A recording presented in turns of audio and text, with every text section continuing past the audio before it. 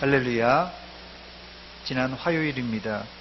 동산구역을 신방하면서 어느 70대 중반 집사님께서 요즘 기억력이 점점 떨어져서 청근 시장에 반찬을 사러 갔는데 내가 뭘 사러 갔는가 이렇게 생각이 안 나서 당황이 된 적이 한두 번이 아니라는 이야기를 하시더라고요. 그랬더니 그 옆에 80이 다 되신 권사님이 맞아, 나도 그렇다 이렇게 맞장구를 치시더라고요. 뭐 거기까지는 그런 대로 괜찮았는데 이번에는 50대 후반 여집사님도 저도 그럽니다 이런 얘기를 하면서 걱정을 태산같이 하는 겁니다. 그래서 제가 이런 현상은 지극히 정상이니까 너무 걱정하지 말라고 말씀을 드렸습니다. 여러분들은 요즘 어떻습니까? 여러분들도 요즘 깜빡하십니까? 예, 깜빡하는 게 정상입니다. 예. 이런 깜빡하는 현상은 마치 컴퓨터가 잘 돌아가다가도 어떤 이런 바이러스나 장애 요인을 만나면 오작동을 하게 되는데 사람도 마찬가지입니다. 사람이 굉장히 컴퓨터보다도 더 예민하게 창조되었기 때문에 분주한 환경이나 머리가 복잡하면 이런 오작동이 자연스럽게 생기기 마련입니다. 이런 현상이 일어나는 이유가 있는데 여기 뭐 청년들도 있지만 청년들도 똑같이 실수하더라고요. 머리에 생각이 많을 때, 머리에 고민이 많을 때, 염려가 많을 때 이런 오작동이 종종 일어납니다. 예를 들자면 내가 지금 머릿속에 감자를 갖다가 꼴똘하게 생각하고 있는 중이란 말이에요. 감자를 꼴똘하게 생각하고 있는데 여기 앞에 고구마가 있습니다. 내 마음은, 내 머릿속에는 이게 고구마라고 하면서 입으로는 감자라고 얘기하는 거예요. 그런 적 있어요, 없어요? 청년들 있어요, 없어요? 있어요. 청년들도 있대잖아요. 예. 이런 실수는 누구나 할 수 있는 실수입니다. 내가 분명히 이 눈으로 보고 생각하고 이게 분명히 고구마인데도 입에는 감자라는 거예요. 왜? 감자만 생각을 그냥 골똘하게 생각하니까요. 이런 실수는 누구나 하는 실수입니다. 여러분, 완벽한 사람이 되려고 하지 마시기 바랍니다. 사람이 너무 완벽해도 재미가 없습니다. 실수를 해야 한번 웃는 거 아니겠습니까? 그러므로 여러분의 기억력 오작동을 너무 지나치게 걱정하지 마시기 바랍니다. 그래서 여러분 스스로가 나는 가끔씩 오작동하는 존재입니다. 이게 인간의 솔직한 고백입니다. 저를 한번 따라서 하시기 바랍니다. 하나님도 내 오작동을 이해하신다. 하나님께서도 내가 지금 하고 있는 오작동을 이해하십니다. 오늘 모세가 죽기 전에 이 적과 꿀이 흐르는 가나안 땅을 전체 보고 있는 장면이 오늘 본문의 내용입니다. 모세가 얼마나 들어가고 싶어 했던 땅이 가나안 땅, 적과 꿀이 흐르는 가나안 땅입니까? 이 약속의 땅을 다 보고도 들어가지 못하는 모세의 심정 얼마나 안타까울까요? 40년 동안 그는 이 광야에서 이 가나안 땅에 들어가려고 이렇게 여기까지 달려왔습니다. 그런데도 안타깝게 모세는 땅만 바라보았지 그 땅을 밟을 수가 없었습니다. 첫 번째로, 그렇다면 하나님께서는 모세가 들어가지도 못할 텐데 왜 그 땅을 보여줘서 더 속상하게 만듭니까? 아예 못 봤으면은 그냥 그만인데 들어가지도 못할 땅을 왜 보여주십니까? 약 올리는 것도 아니고. 그 이유가 있습니다. 본문 4절에 나오는데요. 우리 4절을 우리 천천히 한번 읽어보겠습니다. 시작. 여호와께서 그에게 이르시되 이는 내가 아브람과 이삭과 야곱에게 맹세하여 그의 후손에게 주리라 한 땅이라 내가 내 눈으로 보게 하였거니와 너는 그리로 건너가지 못하리라 하시매. 여기 눈여겨봐야 될 단어가 나오는데 맹세라는 단어입니다. 이 맹세라는 단어는 계약을 했다, 약속을 했다 그런 뜻인데, 즉 이미 500년 전에 하나님은 아브라함과 이삭과 그리고 야곱에게 바로 지금 모세가 지켜보고 있는 이 땅을 주시기로 맹세, 즉 약속, 계약했다는 것입니다. 하나님은 지금 그 약속을 이행하시기 위해서 약속의 땅을 모세에게 똑똑히 보여주셨습니다. 그렇습니다. 이 장면은 하나님이 과거 조상들에게 약속한 땅을 비록 500년 후지만 정확하게 이행하고 있다는 것을 지금 여기 서 있는 모세가 증인이 되어서 꼼꼼히 확인시켜주는 장면입니다. 지금 모세가 서 있는 장소가 가나안 땅이 훤히 내다보이는 이 비스가산 꼭대기인데, 하나님은 모세에게 네가 40년 동안 광야에서 이스라엘 백성들을 이끌고 오느라고 수고 많이 했다. 네가 죽기 전에 정말 평생 잊을 수 없는 멋진 이런 풍경을 구경시켜 주겠다. 이렇게 해서 비스가산 꼭대기에 올려놔서 전망 좋은 곳에서 구경시켜 주는 것이 아닙니다. 앞서 말씀드렸듯이 예를 들자면 땅을 사려는 사람이 땅을 샀는데 이제 내가 땅을 샀단 말이에요. 그러면 이 토지대장을 딱 띄워와서 실제 내가 산 땅과 토지대장에 있는 이 지분이 같은가 꼼꼼히 따져보는 이 순간이 바로 이 비스가산 꼭대기에서 모세와 하나님과의 대화입니다. 그게 본문 1절로 3절에 나와 있는 대화입니다. 모세가 모압 평지에서 느보산에 올라가 여리고 맞은편 비스가산 꼭대기에 이르매 여호와께서 길르앗 온 땅을 단까지 보이시고 또 온 납달리와 에브라임과 므낫세의 땅과 서해까지의 유다 온 땅과 네겝과 종려나무의 성읍 그리고 성읍 여리고 골짜기 평지를 소알까지 보이시고 했어요. 제가 작년에 이스라엘과 요르단을 방문하면서 모세가 죽었다고 하는 죽기 전에 섰다고 하는 이 비스가산 꼭대기에 올라가 봤는데, 현재 이 비스가산은 요르단에 이제 포함되어 있는 지역입니다. 그래서 요단강을 경계로 해서 이 동편은 지금 사실 뭐 이스라엘이라고 하지만 거기는 그 분쟁 지역이라서 팔레스타인이 지금 현재 거주하고 있고요. 이쪽 요르단 동편은 이제 요단강 동편은 요르단이 지금 점령하고 있습니다. 제가 그래서 거기서 모세가 섰다고 했던 지역에서 사진을 찍었는데 제가 몇 장 준비를 했습니다. 한번 보여주시기 바랍니다. 그날이 날이 좀 흐린 지역 날이라서 저렇게 뿌옇게 지금 보이는데, 지금 이 비스가산에서 예루살렘 그 이스라엘 가나안 땅을 지금 지켜본 겁니다. 저기 앞에 있는 게 보이지는 않지만 요단강입니다. 요단강을 건너서 보여지는 이 적과 꾸리는 가나안 땅입니다. 또 하나 보이시기 바랍니다. 거기 보니까 이 전망대에 저렇게 가이드라인이 딱 있더라고요. 일로 가면은 예루살렘, 일로 가면 사해바다 이렇게 해서 쭉 있습니다. 또 한 가지 보이시기 바랍니다. 저건 제가 인터넷에서 좀 한번 캡처해서 가져온 건데요. 저렇게 돼 있습니다. 저쪽이 지금 빨간 줄이 요단강 지금 라인이에요. 요단강 잘 그 한강처럼 넓은 강이 아니라서 잘 안 보이는데 요단강이 이제 빨간 라인이고 거기에 여리고가 27km, 예루살렘이 46km, 베들레헴이 50km, 이렇게 사해바다가 15km, 뭐 가깝죠. 이렇게 되어 있는 지역입니다. 됐습니다. 본문 1절로 3절까지 기술되어 있는 지명은 이스라엘의 대표되는 지명만 기록되어 있습니다.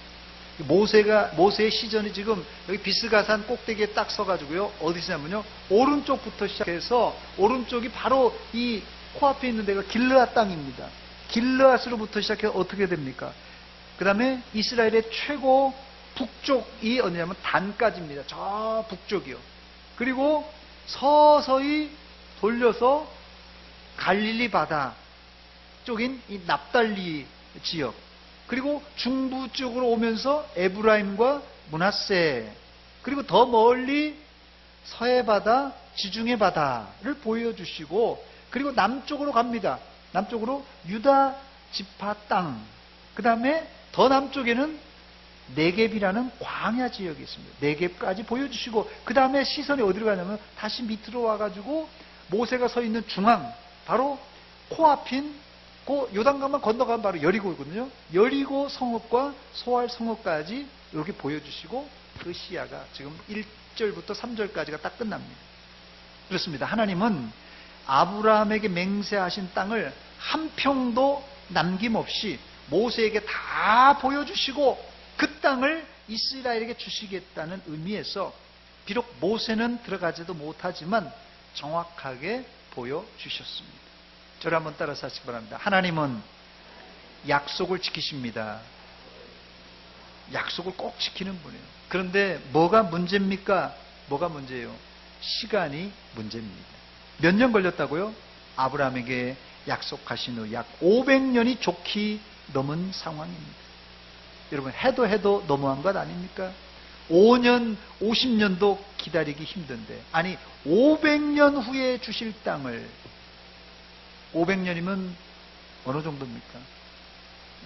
조선시대가 고려시대 끝나고 조선시대가 몇 년이에요 이게? 500년이라고 하는데 이 조선시대 그 긴 고려시대가 끝나고 주시겠다고 해놓고 조선시대 다 끝나고 줬다면 이거 진짜 해도 너무하는 거 아닙니까? 하나님은 아브라함에게 주시겠다고 하셨으니 뜸을 들여도 너무 뜸을 들였어요. 그러나 여기에는 우리가 알지 못하는 하나님의 깊은 세밀한 뜻이 거기에 담겨져 있습니다.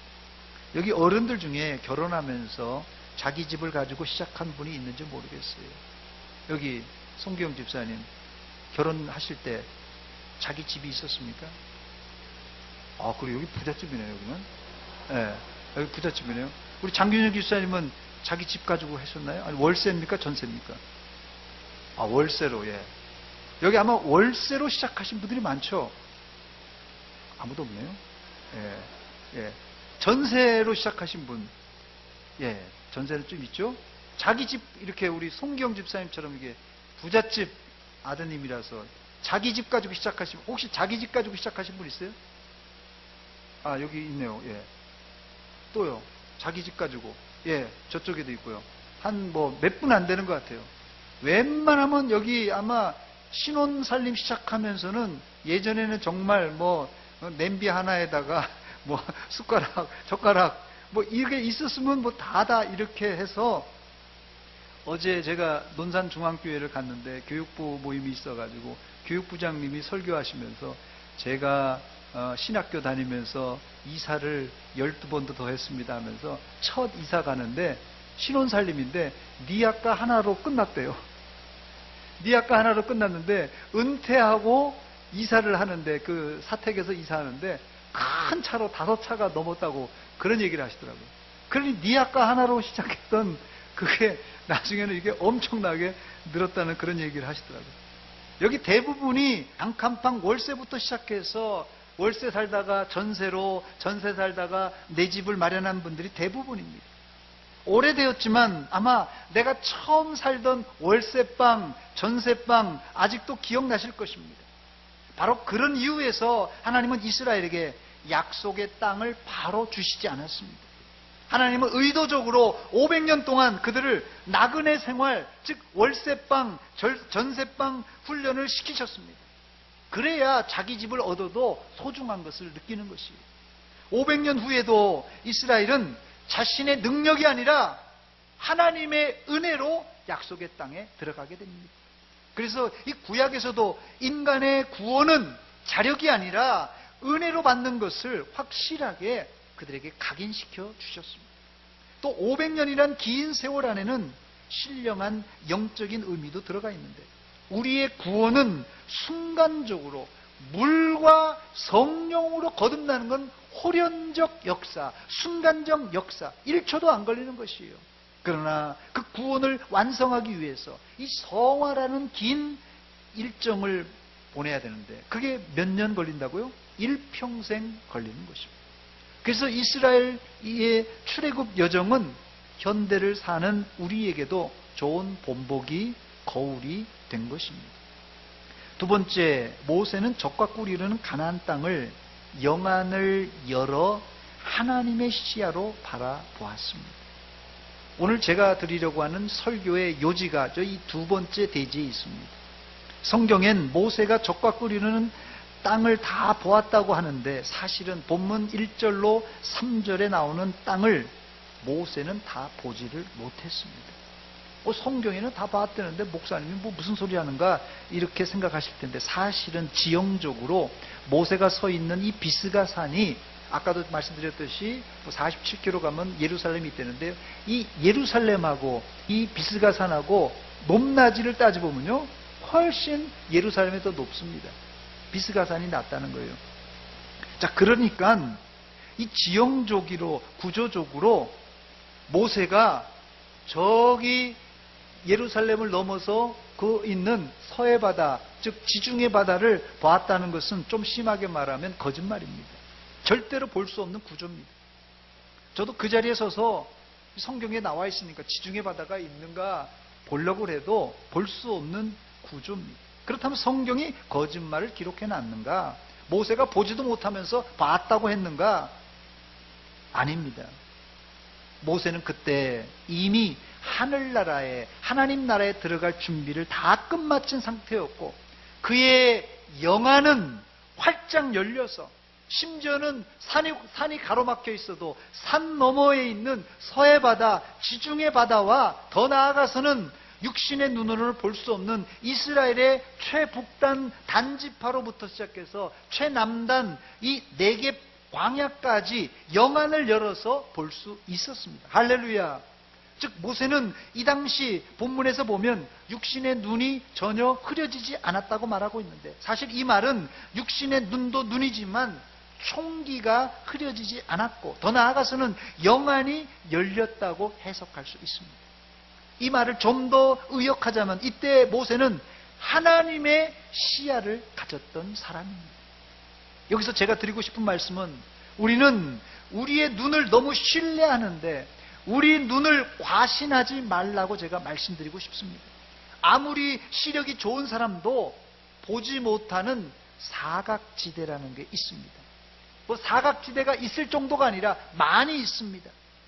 사각지대는 인간의 한계니까 못 보는 것 당연한 거 아니겠어요? 그렇다고 할지라도 인간은 어떤 사람인지 아면요, 여러분들은 어떤 사람이냐면, 인간은 보고 싶은 것만 보고 보고 싶지 않은 것은 보고도 못 본 척하는 경우가 종종 있습니다.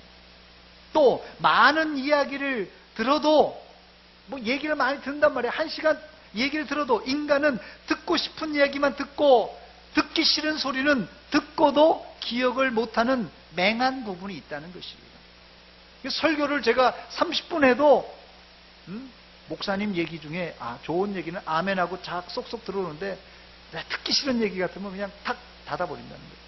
이것을 영어로는 블라인드 스포트라고 해요. 블라인드 스포트. 그래서 맹점, 사각지대, 약점이라는 뜻입니다.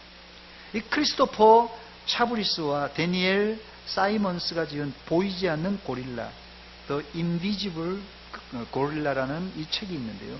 이 책에는 미국의 아주 똑똑한 이 하버드 대학 출신의 사람들이 했던 착각 혹은 착시 현상을 집중적으로 그 책에 기록하고 있습니다. 일반적으로 고릴라는 사람보다 더 큰 영장류입니다. 이 큰 고릴라가 우리 앞에 얼쩡얼쩡 하다가 지나가는데, 여러분 못 볼 수 있겠습니까? 여기 지금 고릴라가 여기 나타나서 지나간다는데 못 본 사람이 있겠어요? 장님이 아니고는 다 보죠. 그러나 상황이 이렇게 약간 바뀌어 있을 때 큰 고릴라가 여기 이렇게 지나갈지라도 실험 참석자의 절반 이상이 고릴라를 못 보고 절반만 본다고 합니다. 희한하지 않으세요, 여러분들? 여기 지금 고릴라를 못 볼 수 있겠어요? 여기 제가 여기 서 있는데 고릴라가 옆에 있는데 못 볼 수 있겠어요? 그런데 상황을 바꿔놓으면 고릴라를 절반은 볼 수 있고 절반은 못 본다는 거예요. 이 책에서 저자는 인간이 범하는 5가지 착각을 지적합니다. 첫 번째로는 인간은 주의력 착각, 두 번째는 기억력 착각, 세 번째는 자신감 착각, 네 번째는 지식 착각, 다섯 번째는 원인 착각. 이 착각을 통해서 이게 자기가 보고 싶은 것만 보고 봤는데도 못 보는 거예요. 보고 싶은 것만 보고 듣고 싶은 것만 듣고 기억하고 싶은 것만 기억한다는 것이에요. 이 책에서 말하는 요지는, 인간은 주의력이 없어서 실수도 하지만 그거보다 더 중요한 것은 자신도 알아차릴 수 없는 맹점이 있다는 것이에요. 그러니까 내가 보려고 해도 보지 못하는 사각지대가 있다는 게, 한계가 있다는 것을 지금 알려주는 것이에요. 그렇습니다. 인간은 누구나 착각할 수 있는 존재입니다. 저를 한번 따라서 하시기 바랍니다. 자신을 맹신하지 맙시다. 자신을 맹신하면 안 됩니다. 왜 우리 교회에 장로님, 집사님, 권사님 그리고 일꾼들을 많이 세운 줄 아십니까?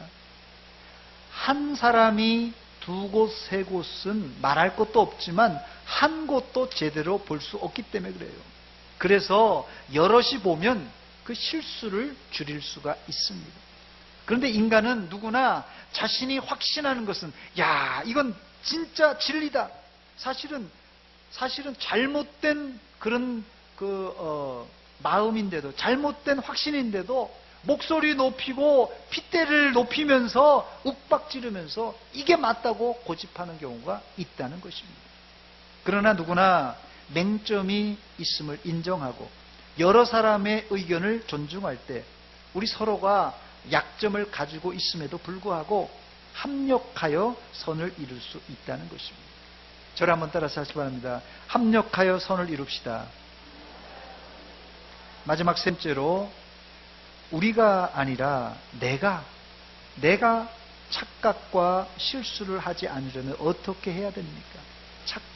착각과 실수하지 않으려면 정답은 모세같이 하나님의 시야를 가져야 됩니다.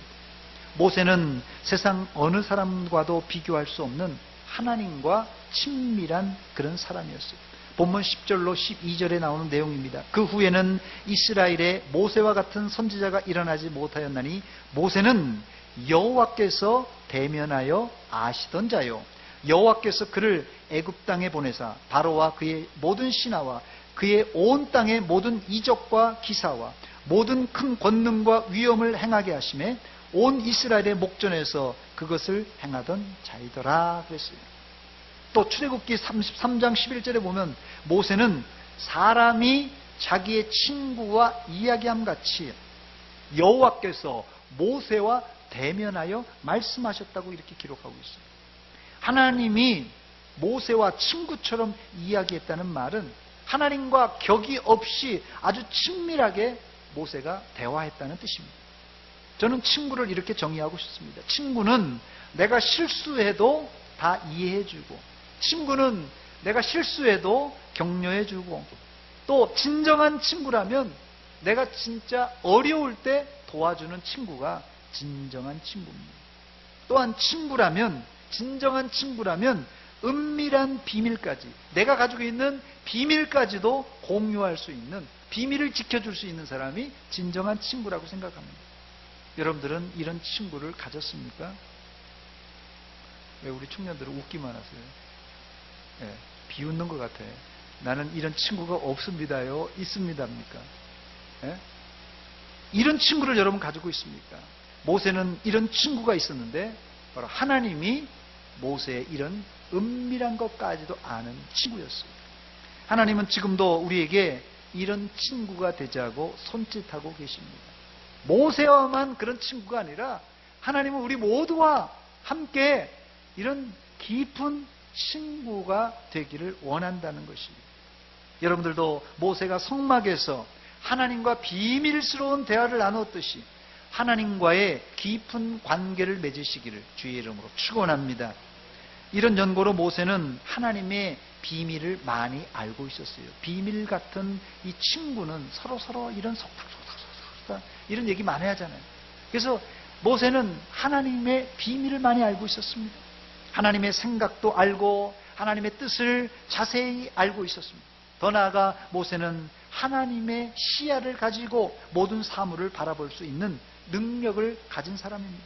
즉 모세의 시야는 하나님의 시야였고 모세의 시야는 영안이 열려 있어서 모든 사물을 관통하는 능력을 가졌습니다.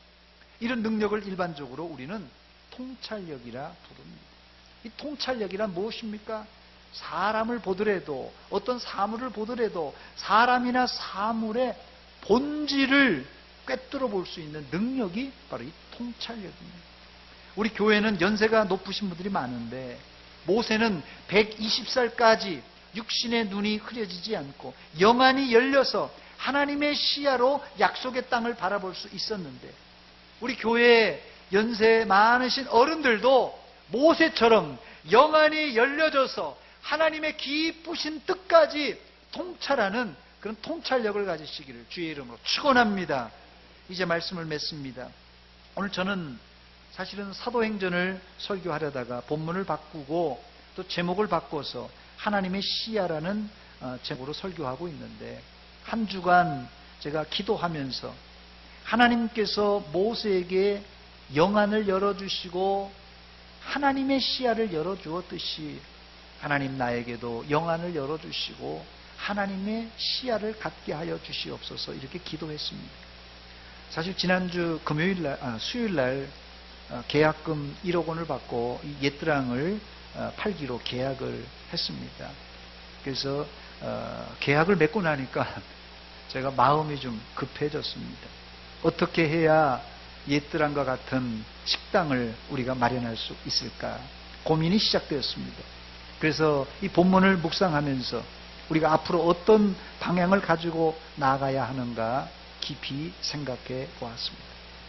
본문 7절로 8절에 보니까 모세가 죽을 때 나이 120세였으나 그의 눈이 흐리지 아니하고 기억이 쇠하지 아니하였더라 그랬는데, 이스라엘 자손이 모압 평지에서 모세를 위하여 애곡하는 기간이 끝나도록 모세를 위하여 30일을 애곡했다, 이렇게 기록하고 있습니다. 그리고는 끝났어요. 이제 위대한 지도자 모세가 죽고 나니 백성들이 막막합니다. 여호수아와 갈렙 외에 이스라엘 백성들 중에 가나안 땅에 가본 사람이 없고 어떻게 가야 될지 방법을 아는 사람도 없었어요. 그런데 하나님은 요단강을 무조건 건너가서 점령하라, 여리고를 점령하라, 이렇게 명령을 내리셨습니다. 여러분들이 이스라엘 백성이라면 어떻게 하시겠습니까? 이제 40년 동안 불과 구름 기둥이 그들을 따라다니면서 그를 보호하시고 앞서 인도해 주셨는데 불과 구름 기둥이 사라졌어요. 만나도 이제 더 이상 내리지 않고 사라졌어요. 위대한 지도자 모세도 사라졌습니다. 여러분 같으면 어떻게 이 난국을 헤쳐나가겠습니까? 이때 가장 안전한 방법은 하나님의 약속의 말씀을 따라가는 길입니다. 그래서 이제 하나님과 대면하여 말하던 모세는 사라졌지만 모세가 기록한 창세기, 출애굽기, 레위기, 민수기, 신명기, 이 모세가 기록한 하나님의 약속의 말씀이 있기 때문에 이 말씀만 붙들고 나가면 안전하게 가나안 땅에 들어갈 수 있습니다. 그래서 모세의 후계자 여호수아에게 하나님께서 임무를 맡기시면서 신신당부한 말씀이 무엇입니까? 네가 지도자라고 네 마음대로 하지 말고 항상 수시로 하나님의 말씀을 묵상하고 암송하고 읊조리면서 그리고 행동해라, 이렇게 신신당부하였어요. 그리하면 네가 어디를 가든지 형통하리라고 약속해 주셨습니다. 여호수아서 1장 7절 8절입니다. 우리 천천히 한번 읽어보겠습니다. 시작. 오직 강하고 극히 담대하여 나의 종 모세가 내게 명령한 그 율법을 다 지켜 행하고 우로나 좌로나 치우치지 말라.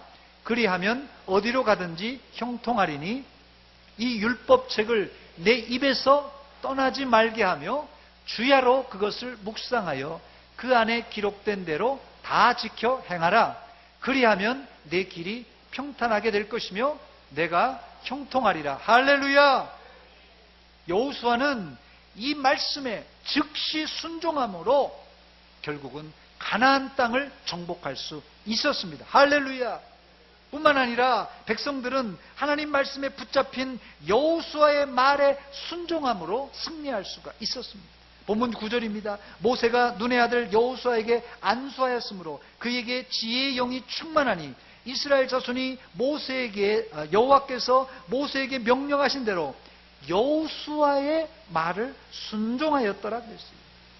우리 교회는 목사를 비롯한 장로님, 집사님, 권사님, 중직자들은 하나님의 말씀을 묵상하고 그 말씀의 통찰력을 가지고 깨달아서 성도들을 잘 지도하고, 성도들은 하나님 말씀에 붙들린 지도자들에게 순종하고, 또 성도들도 하나님의 말씀을 깊이 묵상하며 기도함으로 비록 우리 앞에 헤쳐나가야 될 강력한 가나안의 7 족속이 버티고 기다리고 있을지라도 믿음으로 전진하고 또 전진하여 승리하시기를 주의 이름으로 축원합니다.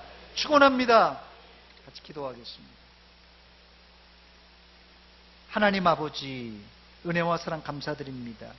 모세가 죽고 만나가 그쳐지고 구름기둥과 불기둥이 그쳐졌지만 이제 하나님께서 남기신 모세의 글, 하나님의 말씀을 붙들고 여호수아와 백성들이 전진해 나갑니다.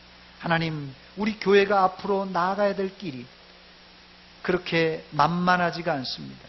이제 하나님의 약속의 말씀을 붙들고 하나님 말씀에 순종하여 나갈 때 우리 앞에 요단강과 여리고와 여러 가지 강력한 7 족속이 기다리고 있을지라도 능히 승리하게 하여 주시옵소서.